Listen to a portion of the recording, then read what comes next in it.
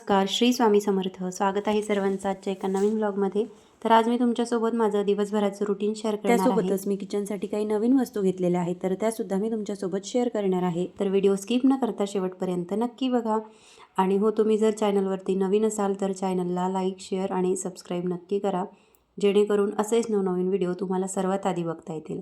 चला तर मग आजच्या व्हिडिओला सुरुवात करूया. तर सर्वात आधी दिवसाची सुरुवात झाली ती म्हणजे उंबरठा पूजनापासून. तर सगळ्यात आधी सकाळी सकाळी मी घर आणि सोबतच पाठीमागची गॅलरी आणि समोर थोडासा ओटा आहे तर तो सुद्धा झाडून घेते. आता आता फ्लॅट म्हटलं की त्यासमोर अगदी थोडी जागा असते, एवढी की प्रत्येकाच्या घरासमोर अगदी 1 ते 2 माणसं बसतील एवढीच.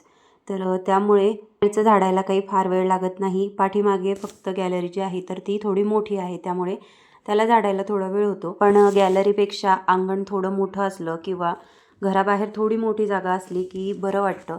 कारण संध्याकाळच्या वेळेला आपण दिवे वगैरे लावतो किंवा सणासुदीला आपण रांगोळी काढतो, घरासमोर तोरण बांधतो, त्याचा उंबरठा छान सजवतो. तर त्यासाठी आपल्याला छान अशी जागा असावी असं प्रत्येकाला वाटतं. तर सकाळी सकाळी रांगोळी जी आहे तर ती मी लवकर काढून घेते आणि उंबरठा पूजनसुद्धा करून घेते. सकाळी सकाळी रांगोळी जी आहे ती मी लवकर काढून घेते, कारण लिफ्ट अगदी बाजूलाच आहे, त्यामुळे जाणाऱ्या येणाऱ्यांची घाई असते आणि सकाळी सकाळी सगळ्यांनाच कामं असतात. त्यामुळे मग सकाळचं उंबरठा पूजन जे आहे तर ते मी सगळ्यात आधी लवकर करून घेते, जेणेकरून मग घरातली कामंसुद्धा मला आवरायला सोपं पडतं. आणि उंबरठा पूजन जे आहे तर ते आपण सकाळी सकाळीच करायला हवं, देवपूजेच्या आधी. त्यामुळे सकाळी छान असं घर वगैरे झाडून झालेलं होतं. उंबरठा पूजनसुद्धा माझं करून झालं होतं. आणि त्यानंतर मग हे एक नवीन कवर मी घेतलं होतं, तर ते सुद्धा तुम्हाला एका व्हिडिओमध्ये मी दाखवलं होतं. तर ते मी आता फ्रीजवरती टाकून घेत होते. पण त्याआधी फ्रीजवरती बरीच धूळ होती, तर ती स्वच्छ केली. तसं तर 4थ्या किंवा 5व्या दिवशी जरी आपण फ्रीज किंवा घरातील कुठलाही कोपरा पुसून काढला तरी देखील थोड्या काळानंतर त्यावरती धूळ जमा होतेच. त्यामुळे अशी रोज मग अधूनमधून 3ऱ्या किंवा 4थ्या दिवशी सगळे घरातील जे कोपरे आहे किंवा फ्रीज असेल, टी व्ही असेल, काही काच वगैरे असतील तर ते असे पुसून काढावे लागतात. त्यामुळे ते नेहमी स्वच्छ राहतात, जास्तीची धूळ त्याच्यावरती बसत नाही.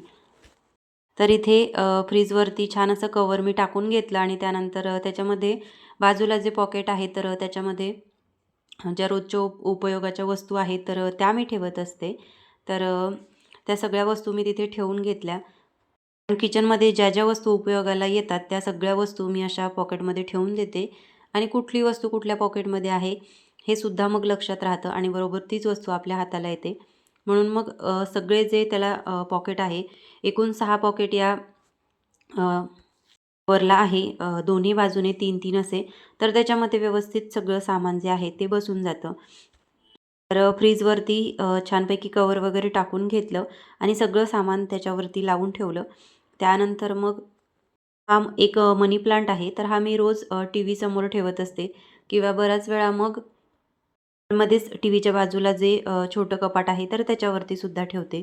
तर त्याच्यामधलं सुद्धा पाणी बऱ्याच दिवसापासून बदललेलं नव्हतं, तर ते मी बदलायला घेतलं. कारण जास्त दिवससुद्धा पाणी राहिलं की पाण्याचा सुद्धा वास येतो आणि आजूबाजूला मच्छरसुद्धा खूप होतात. म्हणून मग असं 3ऱ्या दिवशी किंवा मग 8 दिवसानंतर याच्यामधलं पाणी जे आहे तर ते मी बदलत असते. तर बॉटलमधलं पाणी काढून टाकलं आणि त्यानंतर परत एकदा त्याच्यामध्ये पाणी भरून घेतलं आणि त्यानंतर हा जो मनी प्लांट आहे तर याला अगदी 5-6च पाकळ्या पानं आहेत, पण तरी ते खूप खराब झालेले होते आणि एक पान त्याच्यामधलं खूप पिवळं झालेलं होतं. त्यामुळे मग मी ते काढून टाकलं आणि त्यानंतर मग एक 4-5 पानं होती तर तीच मी त्याच्यामध्ये ठेवली आणि त्यानंतर मग ते बाहेर घेऊन गेले. कारण थोडा वेळ उन्हामध्ये राहिलं की त्याची छानपैकी वाढ होते. त्यामुळे अशी अधूनमधून मध्ये जे प्लांट मी ठेवत असते तर ते थोडा वेळ बाहेर उन्हामध्ये सुद्धा ठेवते, कारण ऊनसुद्धा त्याला तितकंच महत्त्वाचं आहे.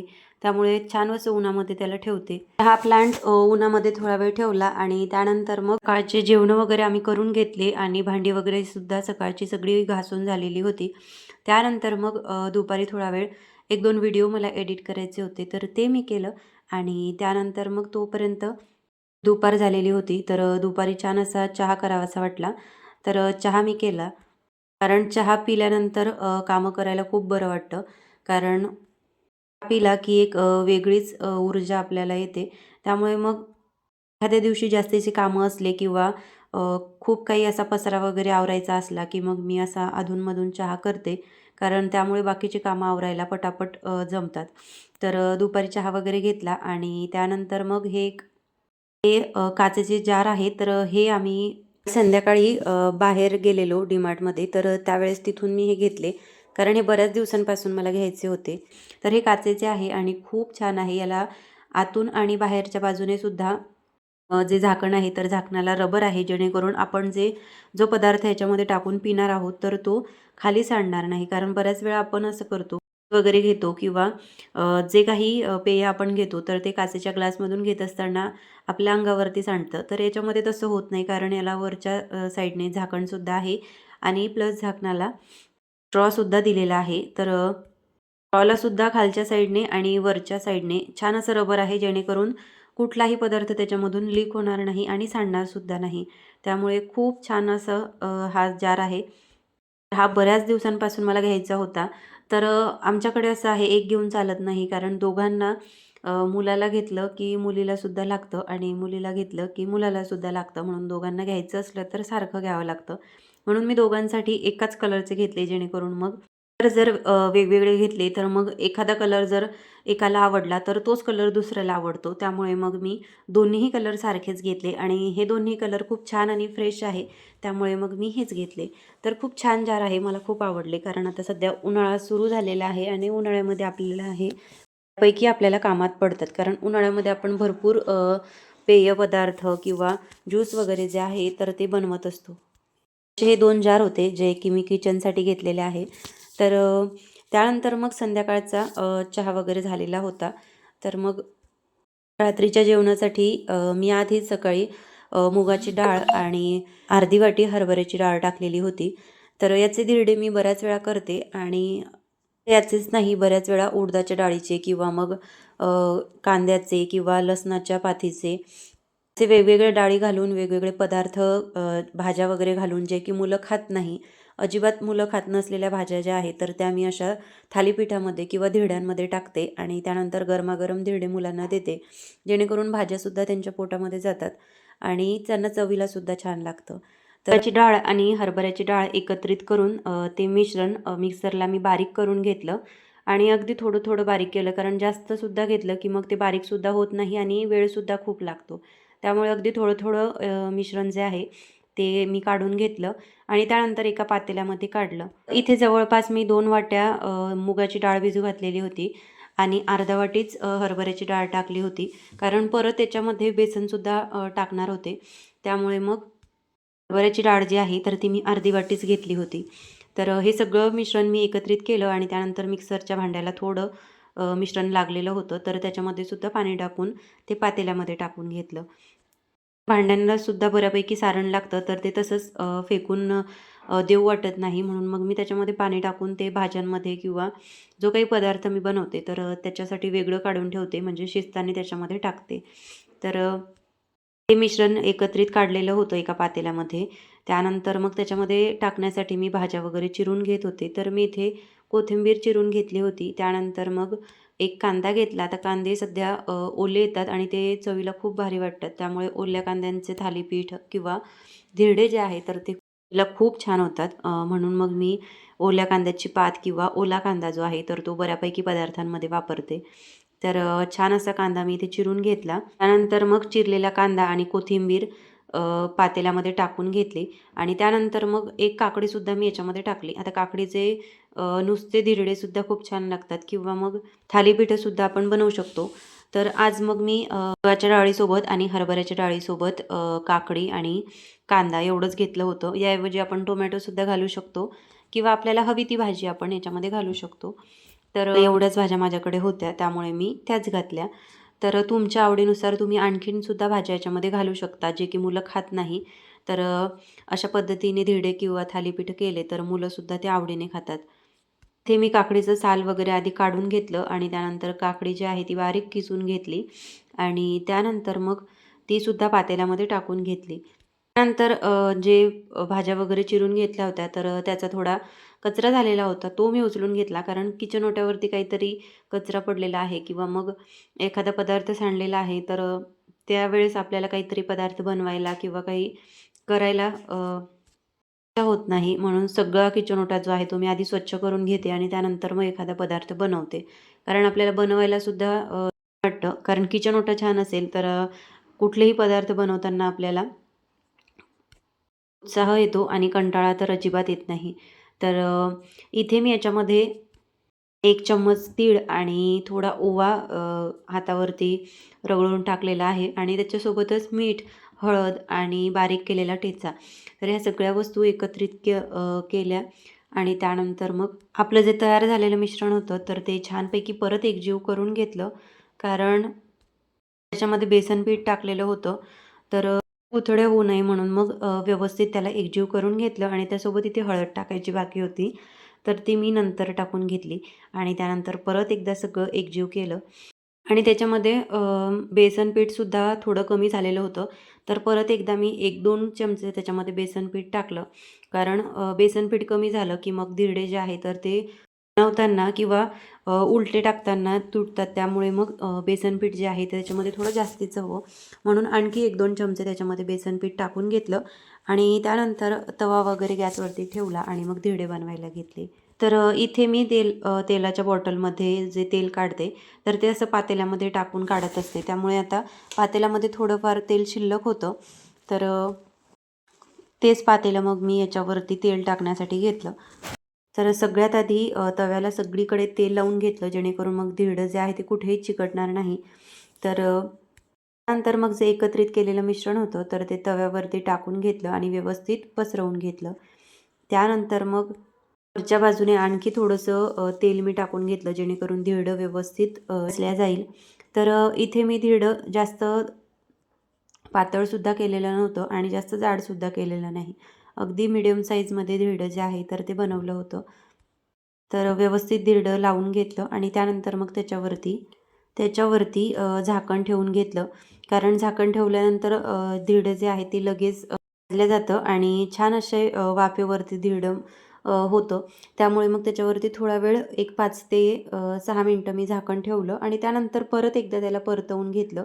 आता यावरती आपण आवडीनुसार चीज किंवा तुम्हाला पनीर आवडत असेल तर ते सुद्धा तुम्ही याच्यावरती वरच्या साईडने स्प्रेड करू शकता. तर छानपैकी धिरडं जे आहे ते एका साईडने भाजून झालेलं होतं. त्यानंतर त्याला उलटं करून घेतलं, कारण आता दुसऱ्या साईडने ते भाजायचं होतं. त्यामुळे मग दुसऱ्या साईडने ते भाजायला ठेवलं आणि परत एकदा त्याच्यावरती झाकण ठेवलं. आता धिरडं होईपर्यंत मी थोडीफार भांडी घासायची होती ती घासून घेतली. कारण मग जास्तीची भांडी पडली की एकदाच मग घासायला कंटाळा येतो, म्हणून थोडी थोडी भांडी मी घासते. तर इथे धिरडं जे आहे ते छानपैकी तयार झालेलं होतं. त्यानंतर मग ताटामध्ये मी धिरडं काढून घेतलं आणि गरमागरम असं हे धिरडं खायला खूप छान लागतं. आता आता तुम्ही याला चटणीसोबत किंवा मग सोबत किंवा तुम्हाला जो काही पदार्थ आवडत असेल, जी काही चटणी आवडत असेल, तिळाची असेल, ऊसाची असेल, तर त्या चटणीसोबत किंवा लोणच्यासोबतसुद्धा तुम्ही ही धिरडे जे आहे तर ते खाऊ शकतात. तर मुलांना लोणचं या धिरड्यासोबत खूप आवडतं, म्हणून मी त्यांना लोणच्यासोबतच देते. तर इथं छान असं धिरडं तयार झालेलं होतं. त्यानंतर मग मी ते मुलांना खायला दिलं. धिरड्यांवरती मी भाजतानाच वरून थोडा पास्ता मसाला आणि पेरी पेरी मसाला टाकला होता, जेणेकरून मुलांना ते पास्त्यासारखं वाटतं आणि चवीला सुद्धा त्यांना खूप छान वाटतं आणि ते आवडीने खातात. त्यामुळे मग असे मसाले किंवा पालेभाज्या त्या आहे तर त्या मी अशा एखाद्या पदार्थामध्ये टाकते आणि त्यानंतर मुलांना खायला देते, जेणेकरून त्यांच्या पोटामध्ये सुद्धा पालेभाज्या जातात आणि चवीलासुद्धा त्यांना खूप छान वाटतं आणि ते आवडीने खातात. आता आपण धिरड्यामध्ये जशी काकडी टाकली त्याप्रमाणे आपण मेथी किंवा पालकसुद्धा बारीक चिरून टाकू शकतो, जेणेकरून मग त्याची चव आणखीनच वेगळी होते. तर इथे मुलांचं जेवण वगैरे झालं होतं आणि त्यानंतर मग भांडी वगैरे मी घासायला घेतली, कारण थोडी भांडी पडलेली होती तर ती घासून घेतली आणि त्यानंतर मग देवाजवळची सुद्धा 1-2 भांडी घासायची होती, तीसुद्धा मी घासून घेतली आणि त्यानंतर खिडक्या वगैरे पुसायच्या होत्या आणि खालच्या ट्रॉल्या वगैरे सुद्धा किचनमधल्या पुसायच्या होत्या, तर त्या मी पुसून घेतल्या. कारण नेहमी असं ट्रॉल्या वगैरे किंवा किचन मधील ज्या खिडक्या आहे किंवा हॉलमधल्या किंवा घरातल्या ज्या काही खिडक्या आहेत त्या पुसल्या तर नेहमी जास्त धूळ दिसत नाही किंवा प्रत्येक वेळेस आपल्याला जास्तीचा किंवा सगळी आवराआवर करावी लागत नाही. तर इथे त्यानंतर मग मी गॅस ओटा जो आहे तो स्वच्छ करून घेतला आणि गॅससुद्धा व्यवस्थित पुसून घेतला. आता गॅस ओटा पुसून झालेला होता, गॅससुद्धा व्यवस्थित पुसून घेतला होता. त्यानंतर बेसिन वगैरे राहिलं होतं तर ते सुद्धा स्वच्छ केलं, कारण त्याच्या जवळ जरी थोडं खरकट असलं किंवा काही सांडलेलं असलं तर रात्रभर खूप मच्छर येतात आणि सकाळी सकाळी खूप मच्छर आपल्याला दिसतात. त्यामुळे स्वयंपाक करायलासुद्धा आपल्याला बरं वाटत नाही. म्हणून मग असा जो किचन आहे आणि जो किचनमधला बेसिन आहे तर तो सुद्धा मी रोज घासून घेते, जेणेकरून मग छान अशी मोकळी हवा घरामध्ये खेळती राहते आणि वाससुद्धा येत नाही. कारण बेसिनमध्ये जर थोडा जरी खरकट असलं तर सकाळी सकाळी आपण पाणी वगैरे सांडतो तर त्यामुळे खूप वास येतो. पण मग मी रात्रीच त्याच्यामध्ये डेटॉल किंवा फिनाईल जे आहे तर ते टाकून ठेवते, जेणेकरून सकाळी चा जास्त कुबट वास येत नाही. तर अशा ज्या काही छोट्या छोट्या गोष्टी आहेत त्या मी करते. तर इथे या बेसिनमध्ये एक छोटीशी बकेट आहे, तर त्याच्यामध्ये जे सगळं खरकटं सांडतं तर ते मी डस्टबिनमध्ये टाकून देते, जेणेकरून मग रात्रभर सगळं बेसिन जे आहे ते व्यवस्थित फिल्टरसुद्धा मी रात्रीच भरून घेते आणि त्यानंतर टाकी वगैरे रिकामी झालेलीच असते तर तीसुद्धा स्वच्छ घासून त्यामध्ये पाणी भरून ठेवते, जेणेकरून मग सकाळी परत पाणी लावावं लागत नाही आणि जे कामं आवरताना टाकीकडे सुद्धा लक्ष द्यावं लागतं की त्याच्यामध्ये पाणी तर उडणार नाही किंवा असं असतं माझं सकाळपासून ते रात्रीपर्यंतचं रुटीन. तर कसा वाटला तुम्हाला आजचा हा व्हिडिओ हे कमेंट करून मला नक्की सांगा. आणि तुम्ही जर चॅनलवरती नवीन असाल तर चॅनलला लाईक, शेअर आणि सबस्क्राईब नक्की करा, जेणेकरून असेच नवीन व्हिडिओ तुम्हाला सर्वात आधी बघता येतील. आणि हो, व्हिडिओला हाईपसुद्धा करा. चला तर मग परत भेटूया अशाच एका नवीन व्हिडिओसोबत. तोपर्यंत सर्वांना श्री स्वामी समर्थ.